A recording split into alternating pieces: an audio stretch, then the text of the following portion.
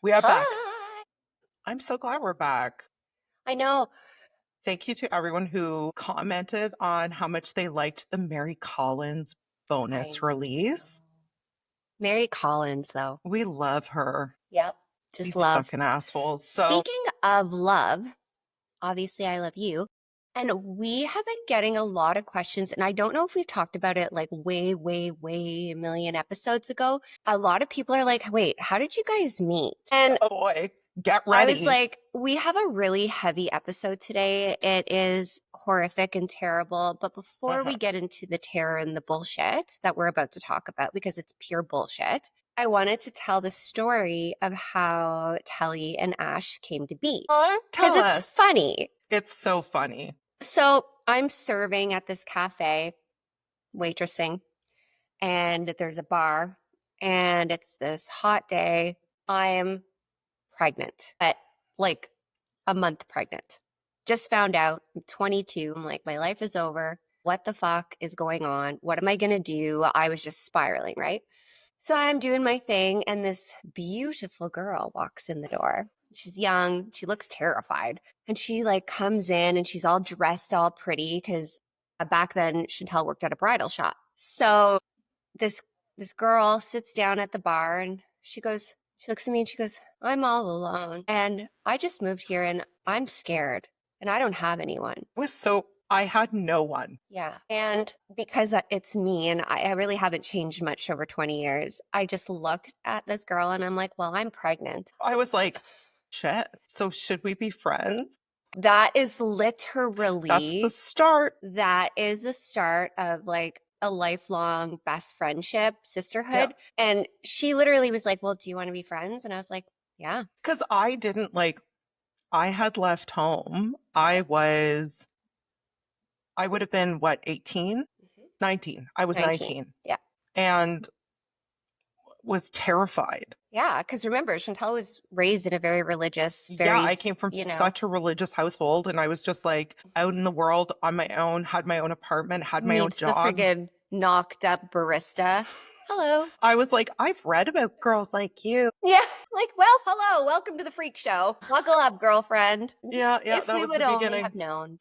I know, honestly. And I'm so grateful that I was born here and like, you know, all the cards aligned for us, because had I not been born in Canada and where I was and in that moment, you know, we might have not become Telly and Ash. I know. The only thing that I don't like about being here is our fucking justice system. And it's getting worse. Yeah. And the story that I'm going to bring to you today is so horrific, and I hope it outrages everybody. So you and I rarely ever know what the other person is talking about on their episodes. Like, when you guys are hearing the episode, you're hearing it usually for the first time as the other person. Absolutely. But this case, I knew exactly what Ashley was doing, because when we read about it, I was like, we have to cover this on the podcast like immediately. Yeah. Like, we put other stories on hold to bring this to you guys today because it is so enraging. It's actually, I think this is probably the most rage I've had in a long time. Other than Aaron Spencer, because that is fucking crazy to me. Yeah. Actually, there is a beautiful podcast, and these girls are like, I feel like they're very similar to us. They really are. Like, I feel like a soul bond. I know. I really do. And they shouted us out on their podcast, which was really cute, because they were actually listening to the Aaron Spencer case that we covered, and they were just as fucking disgusted and outraged. Yeah. So we will post the link to their show. Yeah. And so it's called Noon 30. Noon 30. And they're also Canadian gals. And I find myself, because Ashley and I have talked about this in the past before, where we love what we do and we love looking into all these cases because it's so important to tell these stories. But sometimes it's heavy. Sometimes it gets to be where you can almost feel yourself slipping into a darkness that, as true crime podcasters, we have to monitor and make sure that we stay out of that. And one of the ways I do it is I literally put on Noon 30. Yes, because it's a palate cleanse, as Chantel calls it. Yes, it That's is. her It's palate just like a cleanse. breath of fresh air where I just get to like chill with these gals for a bit, and I love it. Chef's So kiss. after this, you might want to check it out because you're going to need a Uh-huh. fucking palate cleanse Uh-huh. to And you'll wash need the to barf out cleanse. of your mouth. You'll need to cleanse after this one and before my next one. I Okay. assure you. Yeah. Fair, fair. Yeah. So in Canada, if you rape somebody, if you murder a child, if you destroy lives, it doesn't matter No. because you can still get out. Now, I'm not saying you're getting out the next day because there are rules, there are timings. Sure. But at the end of the day, if you play nice in prison, Uh-huh. keep your mouth shut, show a little remorse maybe, Uh-huh. play the Uh-huh. system, you can be free. Yeah. And Good it's for you. gross. You know, in some countries, crimes like these would put you away forever. Like in the US, if you do what some of these people have done and got out, like there's no coming back from that. But No. if you're lucky enough to be in Canada and you're a fucking monster, apparently we love the monsters around here because we just let them be free. It's so upsetting Yeah, and it's actually humiliating. Every absolutely. day that I read that some monster offender, and we're not talking about, listen, I'm all about rehabilitation just as much as the next person. Do I believe that there are some people who commit crimes and commit heinous crimes and do work through the system and do go to rehab and they do become rehabilitated? And do I think that some of them can come back out into society? Yes, of course I do. Yeah. But it has to be case by case. And in Canada, I do not feel like it is. Well, and here's the thing. In Canada, your sentence is essentially a timer. Uh-huh.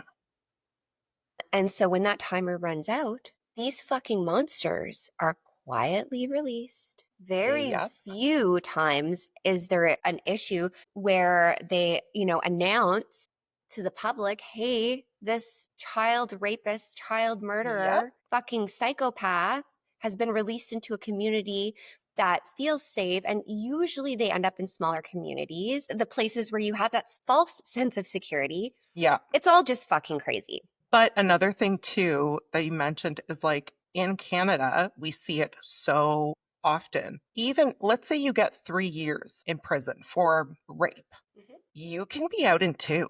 You just have to be a good person in Be a prison, good which boy. this will constantly blow my mind because of course you're behaving. There aren't women to rape in prison. Right. There are no kids to There's no be. kids to molest. Of course you're not. Well, they've been really good for the past 20 years. They haven't fucking kidnapped a kid. You don't say. Right? I'm And like, a lot of sorry, times what? these people reoffend more times than not. So often. So often. And they're, I've been talking about it for a while. I'm going to do a case where I literally just walk you guys through a ton of offenders who it was their second, they had already done prison time and they were out yes. and they offended again. And here's the thing. We don't have, it's not public knowledge. You can't look in your neighborhood and see who's an offender. So you're out in your neighborhood, you're sitting and eating in restaurants with these people, you're on city buses with these people. They're Yep. blending in because you know who is not fucking doing that? It's not the people that are trying to draw attention to themselves. It's the people Nope. that try and blend in and feel the most normal. Honestly. And these people did things so vile that you would think that someone like that would be locked away for the rest of their lives, but they're not. Uh-huh. They're out here. It's crazy. So in Canada, I don't know if like a lot of other people, we don't talk about permanent punishment. It's not in our No. justice system. We talk about rehabilitation. We talk about second chances. We talk about risk management. Oh, good. So I want to tell you a story about someone who here in Canada, they feel like he's a low risk and they're managing the risk. His name, Beautiful. this motherfucker, you probably know him. And if you don't, you will now and you will tell a friend of a friend of a friend because he needs to not have an anonymity. You're so close. That word, I And was anonymity. anonymity. No, now it's over. It's like cinnamon. Massachusetts. You're doing it. I'm You're doing getting it, through. guys. I never said I was like a good talker girl. We're not scholars, Not okay? scholars over here. Okay, so before this monster became a headline, before he became a warning whispered between mothers, because let me tell you, you're going to be whispering some shit today to your friends. This guy was just Doug, born in 1940s, raised in Ontario. Douglas Worth, in case you didn't know who we were talking about, grew up in a world that didn't ask questions. And even right up until like 80s and 90s, we just did our thing. There was not a lot I'm of still surprised at sometimes I'll see videos online of like where they fake like a kidnapping, and it blows my mind how many people just walk by. I watch those all the time. What are you what are you doing? How are you watching a child Yep. get snatched And they and you're like just carrying on with your day? You're just going to looking at your McDonald's? phone. Look, that guy just snatched this girl. Hello? Anyways, so Douglas's childhood was painfully boring. I know usually we look at these stories and we're like, ooh, do tell. What was but this one, it was super ordinary. Blue collar family. They believed in hard work, privacy, keep your head down and power through. Like, there was no frontline tragedies in this family. Like, there was nothing that, would be like that aha moment where you're like, there it Yeah, is. His parents weren't abusive, at least not known to be abusive. I mean, right, right. you know, I but mean, there was a lot of stuff that went on behind yeah. doors that we just never find out about, And there but was a lot of things that were more accepted back then than absolutely. are today. Yeah. However, something was off. Even as a boy, Doug was very quiet, kept to himself. Even the teachers were like, oh, yeah, like he's just a quiet guy. Just Nothing Doug. remarkable about this child, okay? Yeah. Neighbors said he was super polite, but strange. He didn't get in trouble, but he didn't connect with others. So there was no best friend group, you That's know? always a red flag to me. Yeah, yeah, Even like sometimes the kids will bring people over and they're just like quiet and like they're awkward and you're just like, who was that? They're like, yeah, so and so from school or whatever. And they never come by again. And I'm just like, what? I know. Where are your friends? Yeah. What? I don't know. Yeah. It's odd. And like he wasn't connecting with anyone. So, like, not even his family members, his Mm, classmates, no one. He kind of was one of those kids that just sat back and watched. Did that just make uh-huh. you feel sick? A little Made me bit. feel a little sick. Like, this kid never raised his voice. People probably didn't even know what his voice sounded like. Right. But there was a feeling, like, people said they always felt like he was studying them, Ew. which is No, no, no, no, no. common No, no when good. we get to know these types of fucking monsters. Anyways, so rolling into teenage years, Douglas kind of started, this whole calm, polite boy act starts cracking a little bit. All right.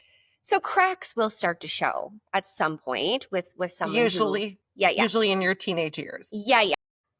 He starts breaking into houses. He stole cars and he's getting arrested. And people are like, that's not the kid that we remember growing up. Like, where is this coming from? But every time everyone was like, well, he's a teenager. They do That's stupid shit, Dougie. Yeah. as they do. Troubled, not dangerous, just doing stupid adolescent bullshit. Not dangerous yet, I should say. Sorry. Because this guy bounced around from job to job. He worked in factories, did odd jobs, labor type gigs, but never worked in an environment where you would be in close contact with people. You kind of like a solo gig, Okay. Like a piling wood, loner. Yep. poking around. All right. But he never stayed anywhere very long. So, like, the minute someone would start getting close to him, he would peace. Huh. Or people were trying to get to know him, I gotta go. He was like, no, no to that. And like, really, there are no stories. And look, did I? Because I was in it. I was in this hole for days deep, Uh-huh. probably a week or so. Anyways, there was no stories of young love, Okay. nothing. Like, this guy had no connections, which is All very right. rare, right? No one ever stepped forward and said, yeah, I knew Doug. You go your whole life and no one knew you? That is so weird. Isn't that odd? I was gonna say, but would you, after you found out? And I'm like, yeah, I actually would. I'd be like, yeah, I remember him from high school and he hmm was weird as fuck. Because human nature to want to insert yourself. So someone would have come forward, I feel. Although I say that, and then I've also reached a point in my life where I'm very much like, no, Yeah, I didn't see fair. it. I didn't Same. hear it. Don't know. The monkey. Honestly, I'm just like, I got enough shit. I don't need this. That comes with our age. We just, I think so. things are getting whack in fucking perimenopause life over here, let me tell you. Anywho, so by the time Doug hit his early 20s, he kind of became a shadow, and that's what he wanted. He didn't want to be seen. He was out of sight, out of mind, just coasted through life. But as he coasted and stayed, alone and secluded and under the radar, something very dark was growing. It always does in the shadows. 1968, at just 21 years old, he was charged for the first time with sexual assault. And this would not be the last time. Over the next 2 decades, his rap sheet filled up with violent crimes, each one more violent than the last, breaking into people's homes, assaults, repeated sexual offenses over and over. Awesome. And they're getting a little more violent. And Perfect. he's in and out of prison, almost like a revolving door. He'd like go in, come out, do something a little worse. Go in, cooling off period, couple free meals, a nice place to stay. And I have to interject here before you even get into the meat of all of this, because at what point, to me, it's one time.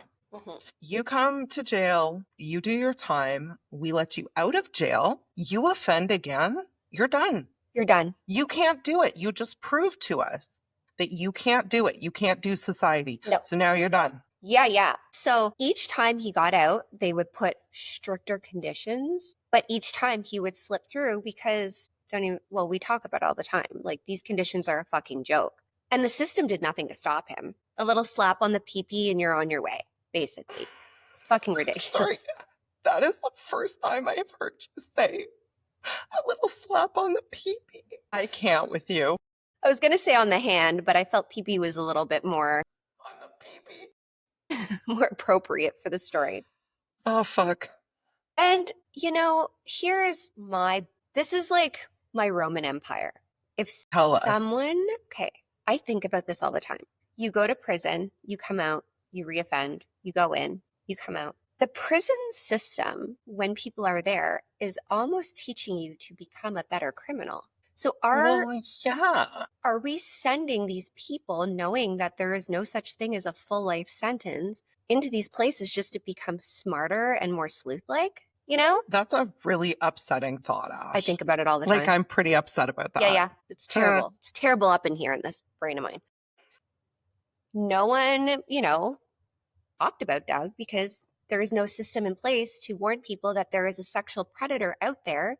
No alarm bells are going off. They're not telling anyone. Right. Like, he didn't threaten people ever. He didn't brag about his shit that he did. He just watched and waited. Great. And in 1986, so we're talking years of bullshit, repeated raping, violent, crimes, brings us all the way up to 1986. And he does something so fucking disgusting that right now, if you're not ready to go down a rabbit hole of the most heinous crime to a child, maybe it's not your day. Yeah, guys, major trigger warning here. Major. So this is the part of the story when Trina Campbell comes into play. She was bright, sweet, 12 years old, living in Brampton, sweet as pie, this little thing. Okay? Trusting, I was a kid in the 80s. You went out, you played with your friends. There were Dickie D's and ice cream trucks and Dickie D's. Yeah, I have a Dickie D near me. Anyways, this sweet girl goes missing. This little 12-year-old, she's in that weird age group. I feel like 12 is a really weird age for everybody. It's so weird. Where you're not quite a kid anymore, but you're not even a teenager yet. Yeah. So you're like the kind and your of hormones are just raging. Yes, but you don't understand because sometimes you're like, I still want to play with Barbies, but then sometimes you're like, I'm too old for that. So it's a funny age, to say the least. But she was still very much in that younger part of 12. She had a favorite purple hoodie that she wore all the time. Even though she was growing out of it, she was like, I'm gonna wear my hoodie. This is my thing. And like, I thought that was really cute because it did remind me of my children. That's me and me. I keep Yeah. Like, I'm all gonna of my get into hoodies. this. I'm like, I'm gonna do it. She had a habit of chewing the ends of her pencils off, and it would drive her teachers and parents I did crazy. I did that. that too. And she doodled, okay, so of her notebooks, you know, the margin lines. Well, she reminds me so much of me. I know, she was just doodling Yeah. away. I used to write like I was obsessed with Donnie Wahlberg growing up, like New Kids on the Block. She So I was still is. practicing So I still am obsessed with Donnie. Donnie, there's still a Ashley chance I'm still Wahlberg. here. Yeah. You look in all my notebooks, it's like Ashley Wahlberg. I was perfecting it for when we get married, Chantal. Come on. And she trusted the world. This beautiful girl on a cold fall day in 86 left her Brampton home like she always did. It was early evening. She was going by candy at the corner store. Like this was not an out of pocket day. I'm going to go to the store and get some candy. Same girl, same 41, still doing that. You know, this was not out of the norm in the 80s to be like, yeah, be back for dinner. It's the fall. Be back for dinner, or like, I know that it's gone viral and it's everyone's like, oh my God, like stay out until the streetlights come on. That's literally what life was because you didn't have a phone. That's You had how I no knew. idea. Get your ass home. I didn't. And when that, I remember when it would click on, the panic, and You you're just just running booted. home. I had no idea what time it was until I was in high school. No. Like, I didn't know what time it was. I would go home when my tummy rumbled or I had to pee, you know, and like this was a walk she had done hundreds of times. This was not, you know, like I said, just a one-off day. This is like normal. This is part of her routine, which is another thing that we need to remember. When you have a routine, someone always notices. Okay, so on that note, do you fuck with your routine on purpose? Because I do. I do now. Okay, right. I never did before. I have for years, and I would encourage everyone to, and it's not like, don't become paranoid about it. No. But occasionally just switch it up. Take a different way home. Yep. Take a different bus route home. And it's so fucking sad we have to say that. I know. Which pisses me off all on its own. I But know. anyways. I know. But on this day, she left and she never came home. Her parents, like, right away, like, she wasn't the kind of kid to just disappear. So they're like, something is wrong. Something is wrong. Like, she wouldn't have, you know, taken a different way. She wouldn't have done something. If she said, I'm going to the store, I'll be right back, she would have been right back. They called friends, neighbors, they called the police. And right away, actually, the police, because again, they're, you know, it was the 80s, the police are like, okay, we're coming. That's nice. Which is nice. So they had flashlights, combing ditches, flyers on telephone poles. Like this happened quick. Remind me again where this was. It's in the GTA. Brampton? It's in Brampton. Okay, okay. So before the GTA became like the crazy, as big as it is now. Place. Yeah. And like I saw the flyer and I was like, it actually hit me so hard because all like this flyer, she has this big smile and like she's so full of life and like light. Yeah. She had these feathered bangs, you know, because it's the 80s. Just she was a vibe. She was beautiful. Doing it. And she had these big, wide, curious eyes. And we will post pictures. Like, of course. Beautiful. She was like a light. But days turned into weeks. Like, there's no trace of this girl. Like, she is gone. And people start getting freaked out. All of a sudden, they're like, no, you're not going to the store. You're not going out to play with your friends. You stay in the backyard where I can see you. Like, this whole community is like, where did she go? And you know something malicious happened because people don't just disappear. No. You know? Especially not a 12-year-old. No. Like, where did she go? Where's she going? Right? And there was no trace. So they knew whoever took her, it had to have been a premeditated thing.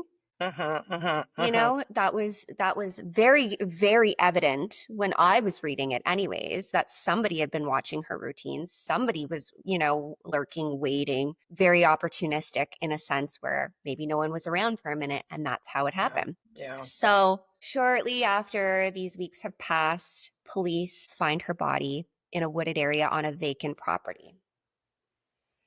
Now, this baby had been strangled and she had been dumped in garbage bags. Her clothes were partially removed. There were lots of signs of struggle, and this sweet girl tried to fight off her attacker, Uh-huh. but there was an insane amount of evidence of sexual assault. Like, this is horrific. And like, when I get into what happened to this baby, because I haven't even got into it yet, this is just the basics of what, the discovery was initially. The thought that there is a person out in this world that did this makes me want to fucking vomit. I know. I know. I could become a murderer. Like, I could kill. Yeah. It, Yeah. it just enrages me. But the problem really was there were no fingerprints. There was really no trail leading back to anyone. And keeping in mind the time, we didn't have all these forensic, amazing things that we have Yeah. now. We didn't have forensic analysis. We didn't Uh-huh. have, DNA and all of Uh-huh. this. So for a while, investigators are stuck until someone comes forward and says, "Do you guys know a guy named Douglas Worth?" And they're like, "Yeah, we do know." "Why?" And they're like, Okay. "Well, it came to my attention that he was just recently released from prison in Uh-huh. this area, and he is a Uh-huh. violent sexual predator. He had raped someone the last time he had went in. Okay, good. Now, he had just been put on parole and living in the area. And Oh, and I mean, like, just got out before this girl disappeared. this. They had said, "We have seen him, Uh-huh. walking around the streets, watching people, quietly surveillancing all these little kids." And here's the thing, okay, so you saw this guy and you're like, wait, isn't that the guy that just got put out on parole? And you see them kind of lurking around. Why? And okay, this is the police being like, "Oh yeah, we saw him." No, someone Oh, contacted the police and said, oh, "We okay, because saw I was him like, and we know "What the that that's fuck?" Douglas Worth, the guy that Oh, good. raped Mhm. so and so and is Okay, so now yeah, out." so this person knew. And police are like, "Oh yeah, Douglas. We know Douglas. We've arrested him multiple times on violent fucking crimes and Oh rape. yeah, Dougie. Oh, Dougie boy." So they start following Doug, unbeknownst to him. All right.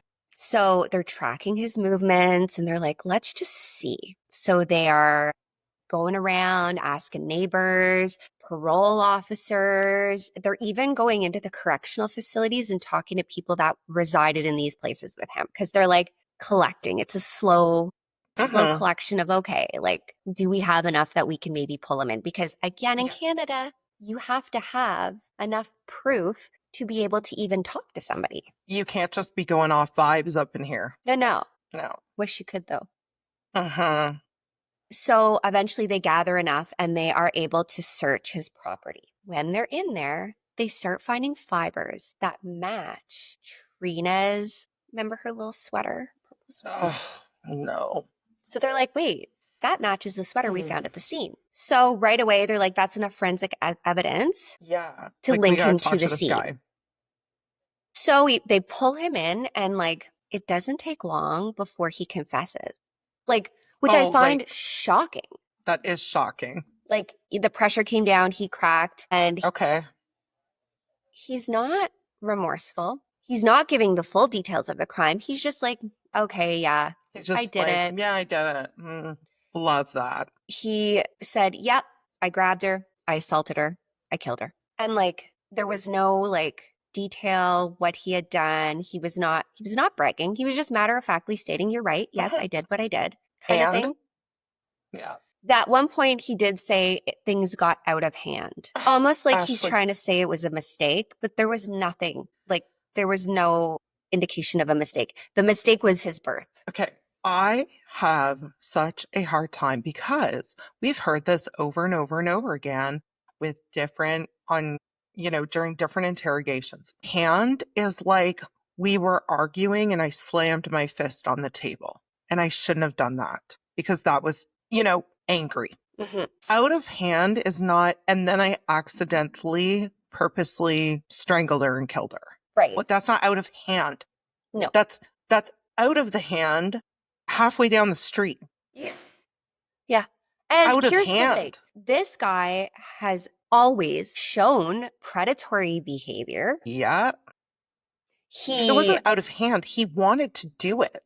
This wasn't a moment. It was a plan. There is a big difference. He literally shouldn't have fucking been out, in my opinion. He had a documented fucking history of predatory behavior. Uh-huh. He had multiple convictions where he confessed to the crime, but he couldn't stop.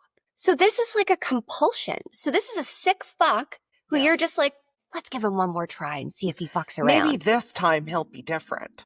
Right? And he was living like a block from a school. Like, what? So if you're feeling sick about this already, I want you to brace yourself because what Yes. Douglas did to Trina is beyond comprehension. And this is going to fuck your day up. Everyone out Yeah. there, I'm sorry, I'm blame me. like prepping. No. Okay. What he did to her was deliberate, calculated, and just fucking evil. Like, this is a situation where I'm like, yeah, evil exists. Yeah. So on the night of December 7th, little Trina leaves her house, right? She's only gone for a short while, walking alone in a neighborhood. She didn't really know the neighborhood great. Like, it's a bigger neighborhood, but she Yeah. follows the same path. Douglas sees her, obviously, Mm. and obviously is like, perfect. This Oh, is yeah. exactly what I want. We've got a little girl all alone, trusting, whatever. He lured Trina into his vehicle. Now, we don't know what he said, and I don't know what excuse he gave, but she got in that vehicle. I mean, we've all seen the stranger danger commercials. Yeah. I would be the first one to be lured into a fucking van with puppies. I know you would. And I I'm know you would. 41. So a 12-year-old, it's not going to be hard because we didn't have as much knowledge about stranger danger I back was then. just gonna say that. Like, it was Yeah. a different time Mhm. where you were taught that adults were Adults are safe. safe. Yeah. Yep. So after he got her to a secluded place, Trina was horrifically raped. Then she was strangled, and then she was decapitated. Hmm. He dismembered her body, removing her forearms, her legs, scattering her remains. He kept her head, though, in a gym bag, which he hid in the back seat of his car. I already feel unwell. Now, this is the part, not that the last part was easy to say, but this part, Yeah, major trigger warnings, yeah. guys. Over the following 6 months, he went back and forth from the wooded area where he had left what was left of her. He would move her body. He would hide her a little better. He didn't want her to be found because what he was doing to her for those months was having sex with her body. 4 months. Yeah. So Now, the weather was colder, so the body would have lasted longer. but it doesn't even matter because unless it was like minus 40, which in the 80s and 80s in Brampton, it was never minus 40. This is not way up north in Canada, guys. This is southern Ontario. There was still decomposition and a Now, substantial amount of decomposition. now, this wasn't a one-off killing because he had tools. He was meticulously moving the body around. He was holding her, hugging her, doing sexual things with her. Really fucked up. And when the remains were found, some of those investigators were never the same. It was awful. I can't imagine. And I do have to give a shout out. I know a lot of times on this podcast, we are talking about, when law enforcement fails. But the majority of the time, I would like to believe these people have the hardest job. 100%.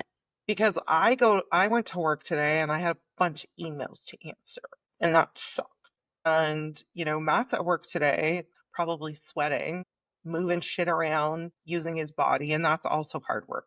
but the mental toll that it takes to, like, I'm having a hard time listening to you Yeah. tell me this story. So can you imagine it being your job to recover these remains? And I don't think it would take a scientist or an ME. You would have suspicions Yeah. upon looking at her remains of what the fuck he had been doing. Yeah. Yeah.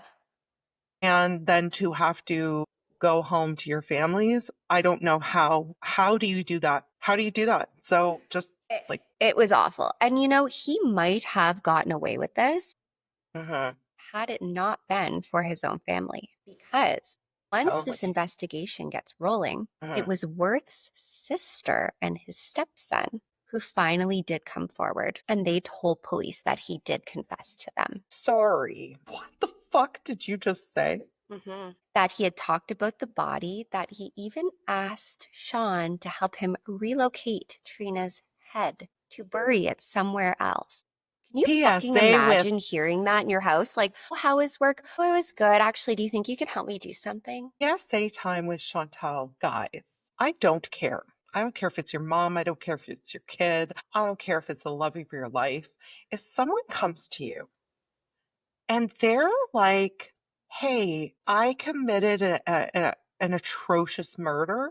Oh, and I've been raping the body parts for months. Could you help me move the head? Because it would just be easier if there was two of us. My friends, my friends. First of all, I'm so sorry that they had to go through that because that's awful. Like, that's a terrible thing. Secondly, I'm sorry that they didn't come forward at that moment. Like, I would be sprinting to the police station. I don't care who it is. I don't care if it's you. I don't care if it's Matt. I don't care if it's my daughter. Someone tells me that they've done something like that. Get the fuck out of here. Well, well, and here's where we're going to talk a little bit about what the fuck is going on in this country. Because remember, this is an abduction, rape, Mhm. a murder. He decapitated her and dismembered a 12-year-old. Yeah, yeah. And yet, the charge, deep breath, everybody, because he got fucking charged with second-degree murder. Not first, not capital, not what you'd expect. Like, that is so fucking out of my comprehension of the world. And who said, oh, because first degree is a premeditated murder, so fitting. Capital murder is capital murder, which is fitting. Yeah, Second degree murder is not a premeditated murder. For fuck's sakes, Aaron Spencer was on second degree murder, and yeah. he's an innocent Right? man. Hello? Anyways, because the prosecution could not prove intent to kill ahead of time, because there wasn't a written plan in a little notebook somewhere, or a taped thread, or him, saying, like, I plan on doing this. Right. They settled on second degree murder That's with disgusting. parole at 23 years. Now, And here we are. so before we talk about this further, I can't imagine being in a courtroom where they come out and say, we have no proof that this was a premeditated murder. So, yes, he dismembered a body. Yes, he went back and had sex with the body over and over again, cut her head off. Like, hello? But, maybe it was just a fucking moment of It might have just poor been, judgment. it might have just, because, like, who doesn't just go to the grocery store and suddenly have thoughts of murdering, raping, and dismembering a 12-year-old? Like, it could happen, Could you Ash. imagine the unease in that courtroom and everyone's sitting there Well, you would like be like, okay, 23 so years? if 23 years, So, guys, of course, over time, people forget about this piece of shit because he's gone for a while and yeah, crazy shit happens every day. So, we uh-huh, we focus on that. But while we're out here living our life forgetting about this, there's a uh-huh, little girl that never got to graduate high school. She never got to have her first kiss. She never got to do all the things and become a mom, or yeah, you know, win a big award or yeah, anything. She was given nothing. And the years continued to tick by, and he's just doing his time. And the system starts forgetting about him, right? Because he's just tucked yeah. away. He's just another inmate, another And like we case said, file. you're not raping and dismembering 12-year-old girls in prison. Right. So, in the background, something called the Faint Hope Clause is happening. It's a controversial provision in Canada law that allows inmates sentenced to life to apply for parole after 15 years, even if their official eligibility was no longer. Okay. It was meant to offer hope, a second chance of redemption, a second look. You know who doesn't have hope? Trina. Right, right. So He applied and he was denied at first multiple times. A psychologist flagged him as a high-risk offender. He made statements to authorities about wanting to harm more children. He even warned them, maybe don't release me, I could do it again. And still, just this July, so just this summer, weeks ago, July 2025, friends. Douglas Worth was released. But don't worry, guys, because it's with revisions. Yeah, I what could are fucking those? scream. Now, for all of our, Nova Scotia people, he is in Dartmouth, just outside of Halifax, Huh? A community filled with kids, schools, families. The parole board said he'd been managed. And that, listen to me when I say this, he'd aged out of violent behavior. He's 73. He's not fucking 103. You don't age out of violent behavior. I know quite a few people who are 73, 74, 75 who are still living at home, doing their own shit. And could overpower a child. Easily. Like, do people age out of evil? Because, I would really like to see the proof on that. Hello? You don't unlearn how to destroy children if that is what you are into. No, you're right. You're right. Like, what? It's so, 93? Okay. But even then, 73? no. But even that, and this is what we were talking about at the beginning of the episode. What? What do you mean? They're Dartmouth, listen, my Nova Scotians. There's a man in your community who at one point in his life, which he vividly remembers, he raped, murdered, dismembered, and violated her body parts for months after he committed the crime. He's in your community. He's shopping at your independent. Yeah, he has fucking outright admitted that he will do it again. It's a compulsion. And I don't understand. So when Ashley and I first came across this story, it was because the Nova Scotian police released a statement saying there is a high risk, dangerous offender being released into your community. What? What do you mean? Because they fucking know. And you know what? They better pray it's not one of their kids, because I'm not even joking right now. If it had been someone's child, like a judge's child or someone of power, do you think he would be out? Abso-fucking-lutely not. And you know what? Another thing that just drives me bananas in Canada is so this guy's out in the community. You're not going to know, there's a picture and we will obviously post a picture, but you're not going to know it's him. I have looked at his photo a million times. No.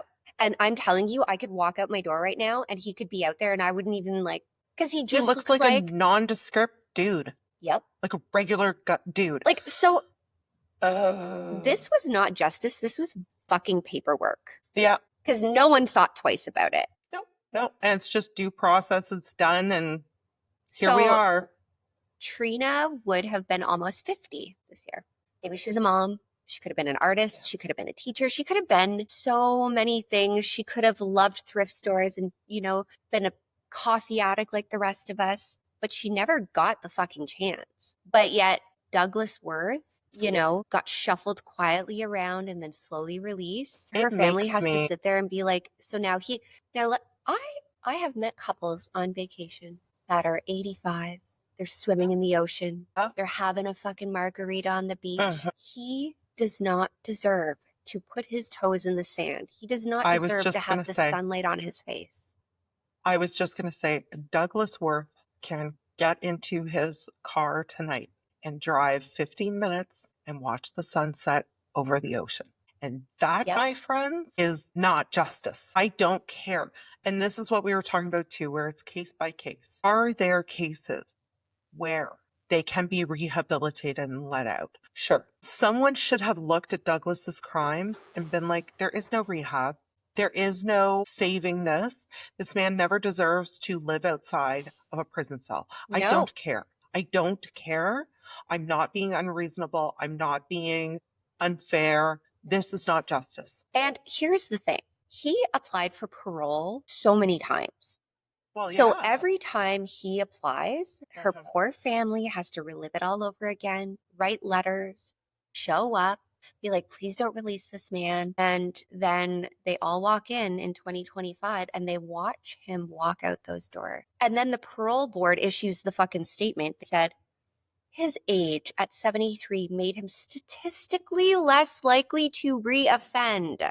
He met the Awesome. criteria and the community had been notified, so it's fine. Huh? It's like, so a press release is going to protect your kids? Don't worry, we did our due diligence. We told everybody to be on the lookout for a 73-year-old fucking monster. Hello? This is fucking sickening. Do you want that guy living in your neighborhood, Chantel? And I'm trying to like put myself in the shoes of people like living in Dartmouth. Well, Like that's what I mean. imagine being the mom of a 7-year-old. Okay. Okay. Cause hear me out. Like, okay, cool. You sent a picture around that we can all see. How the fuck is a mother supposed to explain to their 7-year-old? Mm-hmm. If you ever see this very normal looking old white guy, you need to run. What?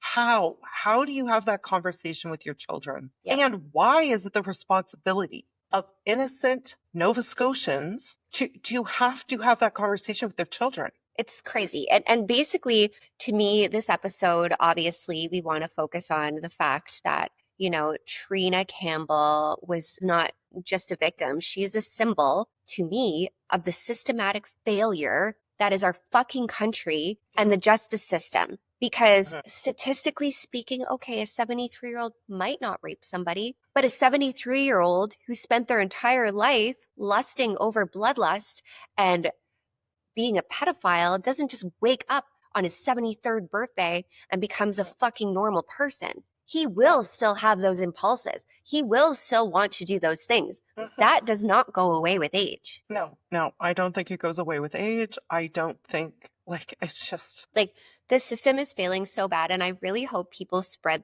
the message of this situation because it's an atrocity. It's fucking disgusting.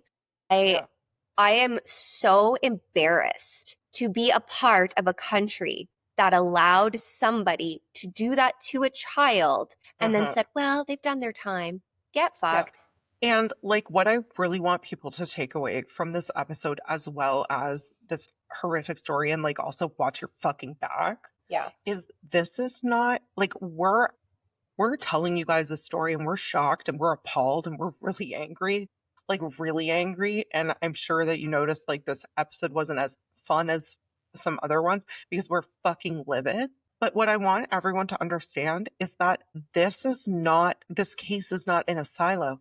This happens all the time, every single day in Canada. These people are being released Yes. into communities.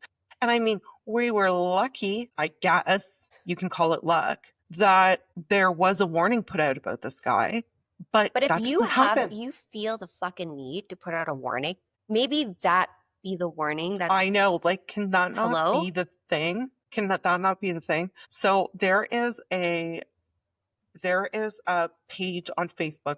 I just want to shout them out because they constantly post about these offenders who reoffend, or Canadian offenders who get out and they reoffend. It's called Canadian Crime Watch. I Yep. highly suggest if you're interested in Canadian injustice, because that's Yep. where we're at right now, that you follow them and it will blow your mind. Every day I am like, what do you mean? What do you mean this man beat his woman to death 2 years ago and now he's out and he raped a teenager? What do you mean?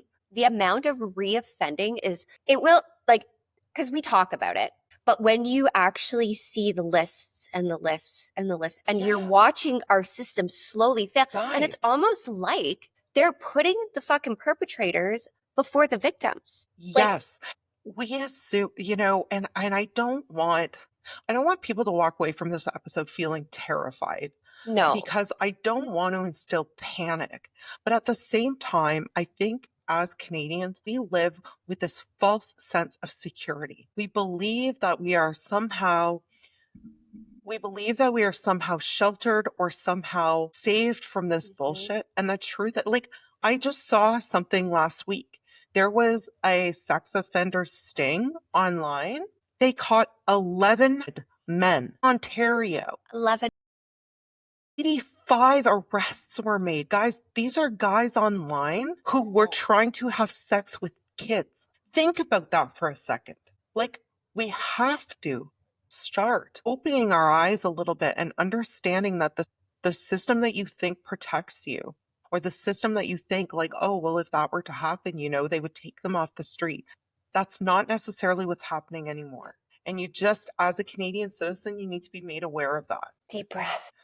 I know. 'Cause this was dark. Fucking pissed me off. Now I'm mad again. I know, me too. I had such This a was really positive, dark. I was like, get to do my podcast. And then I You remembered did what I wake was up. going to be talking about. And I was like, huh. She woke up this But- morning and was like, it's going to be a great day. I was like, uh-huh.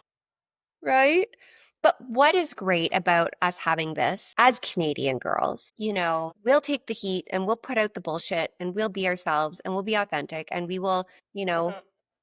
because these stories need to be told. Trina Yeah. needs to be remembered. Honestly. And the goal here is for us to share with you the rage that we live with every day. Welcome to our rage. For merch, that's what we have to do. Welcome to our rage. This is it. Well, thank you. Thank you so much. I know that these stories aren't easy to research. They're not easy to tell, and they're not always our most fun episodes, but there's nothing fun about Douglas Worth.